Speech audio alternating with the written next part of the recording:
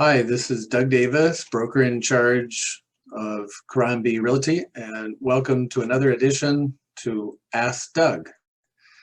And today, I promise to be shorter than last week's talk on animals in rentals. My goodness, that went on for half an hour. And how to deal with animals in a rental is what's this world coming to. It's amazing. But today, I'm actually going to talk about another animal, and that's termites. Termites in Hawaii, which never stop 24/7, 365. So you have to monitor and determine if they're attacking your home, like crawling through your attic and crawl spaces under your home, because that's where you would see them. So probably not going to do that. So you'll need to hire someone to look at that. And we'll talk about that coming up. So, okay, we have two types of termites in Hawaii. We have the dry wood, fly everywhere, swarm in the middle of the night, around the lights and street lights and hitting your window, that kind. And then we have the even worse type, and that's the subterranean termite. Which brings up a mud tunnel, needs to have a water source, and they are very destructive. They can level a house in a couple of years. They hit the main beams and structural components, and the house will fall down. No kidding, they're really bad, especially if you have a very large colony that's attacking you.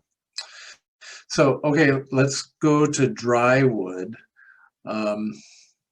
They're the ones that you see the big bag over a home, the tent, when they tent the house and put in a poison gas inside to kill them. Very effective. It works. And your house can be termite free for quite some time, 5-10 years after you do that. But no guarantee, because as soon as they take the tent off, a new colony could fly in the next day and start munching somewhere.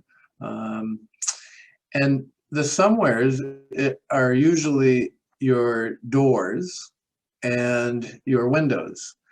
And the reason for that is when the contractors build your home, they use treated lumber for the framing, but doors and the little trim work around windows is all untreated. I don't think I've ever seen treated wood being used for either of those. And then the door, they open and close, and it keeps that wood underneath nice and fresh, and the termites just come up from the bottom and go into the door and start eating. So the other thing about tenting is you may see droppings next year, a couple of years later, even a month later. Is when wind hits the house, it moves it, shakes it, and more droppings can come out. But that doesn't necessarily mean that you have anything live. So just be aware of that. And then they can be in condos too. Condos have all kinds of wood in them. Wood around the windows, the doors, interior doors, cabinetry in the kitchen, the bathroom, furniture. And get this, I've seen termites in carpet tacks that go around the perimeter that anchor your carpet to the floor. They go anywhere. I've even sold a condo on the 38th floor, and the drywood termites apparently flew in and hit an interior door and ate all the framing. So we had to get a contractor to just reframe it, just knock it all out. Spot treating doesn't really work. Actually, it doesn't work. It's real hit or miss. And if you do a bullseye, you're really lucky. It usually just pushes them on to go further. It's very hard to get poison into their tunnels, which go up and down and around, and really no chance for the poison to flood their entire circuitry in there. So that's dry wood. Well, we had one more circumstance. We had an apartment building that we sold, and every single door to each unit, 15 units, had termites in the door. Nowhere else, just in the doors. So it was very expensive to tent the entire building. It was a 3 or 4 story building. So I asked if they could just take the doors off and put them in a bag. And they said, yep, we do that. So we took all the doors off of all the units, hired a security guard to protect them during the night, gave them plywood if they wanted to put up a temporary door. And they fumigated the doors and then put them on the next day, and we were termite free. So all kinds of creative things that one can do. So subterranean, the really bad ones, if you bag the house with a tent, it might kill the ones that are immediately in the home, but it won't kill the ones that are in the ground. And it won't kill the colony that could be a block away even. So you need to have a shield of poison around your house.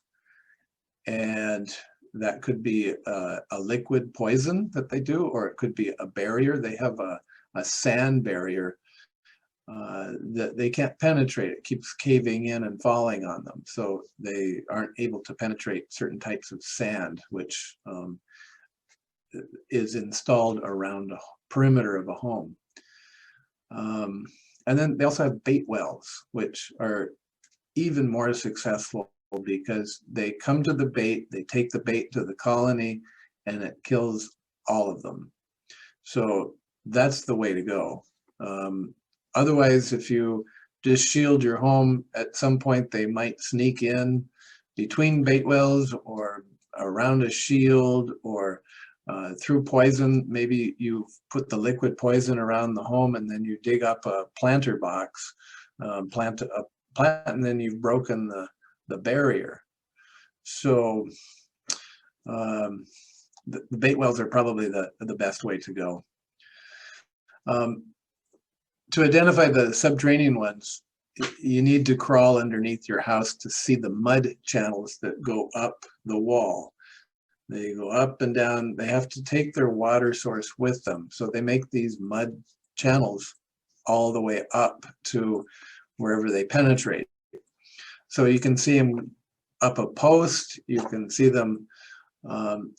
I've even been told in 220-story plus buildings that subterranean termites were in the rafters of the roof of each high-rise, and they went up the elevator shaft where there was water in the bottom of the elevator shaft and went up to the roof to eat the wood up there. How they knew there was wood up there, I don't know, but they found it. Termites are bad. So in closing here, the best thing is preventative maintenance.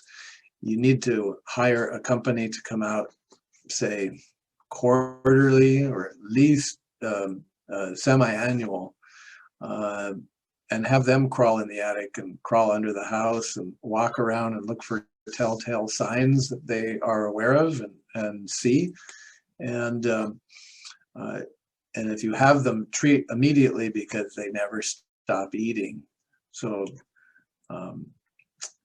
that's about it. So I hope that's helpful. If you're property management or trying to maintain your asset, you want to protect your home. Okay, another edition of Ask Doug, and this question I get asked quite a bit from people about the different facts on termites. So I hope that's helpful. All right, till next week. Thank you.